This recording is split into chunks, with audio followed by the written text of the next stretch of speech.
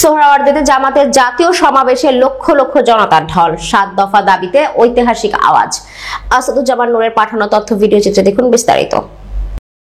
রাজধানী ঢাকার ঐতিহাসিক সোহরাওয়ার্দী উদ্যানে শনিবার অনুষ্ঠিত হল বাংলাদেশ জামায়াতে ইসলামের জাতীয় সমাবেশ। সমাবেশে সারা দেশ থেকে লক্ষ লক্ষ জনতার স্বতঃস্ফূর্ত উপস্থিতি প্রাণের স্পন্দনে রূপ নেয়। সমাবেশে সভাপতিত্ব করেন দলটির কেন্দ্রীয় আমির ডাক্তার শফিকুর রহমান।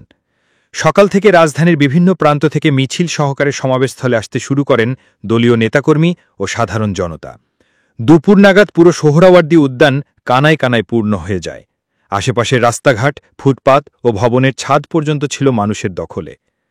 নেতৃবৃন্দের ভাষ্যমতে এই সমাবেশ ছিল বাংলাদেশের ইতিহাসে অন্যতম বৃহত্তম শান্তিপূর্ণ রাজনৈতিক জমায়েত।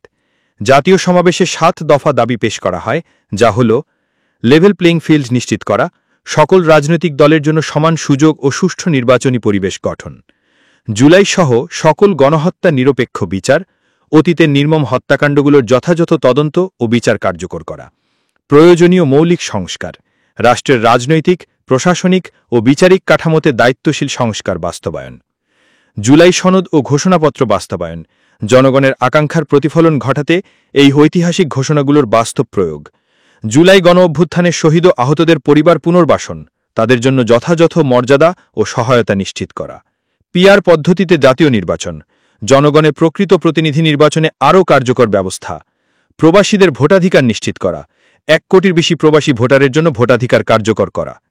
ডাক্তার শফিকুর রহমান তার সভাপতির বক্তব্যে বলেন, চাঁদা আমরা নেব না, দুর্নীতি আমরা করব না, চাঁদা আমরা নিতে দিব না, দুর্নীতি আমরা সহ্য করব না, এই বাংলাদেশটাই আমরা দেখতে চাই। তিনি আরও বলেন, এই জনসমুদ্র প্রমাণ করে দিয়েছে বাংলাদেশের মানুষ পরিবর্তন চায়, ন্যায় বিচার চায়, ভোটের অধিকার চায়। আমরা শান্তিপূর্ণ গণ আন্দোলনের মাধ্যমে জনগণের দাবি আদায়ে বদ্ধপরিকর। সমাবেশে আরও বক্তব্য রাখেন জামায়াতের কেন্দ্রীয় ও মহানগর পর্যায়ের নেতৃবৃন্দ। বক্তারা অতীত ফ্যাসিস্ট সরকারের নানা দুর্নীতি, গুম, খুন, বিচারহীনতা, মানবাধিকার লঙ্ঘন এবং ভোটাধিকার হরণের বিরুদ্ধে তীব্র প্রতিবাদ জানান।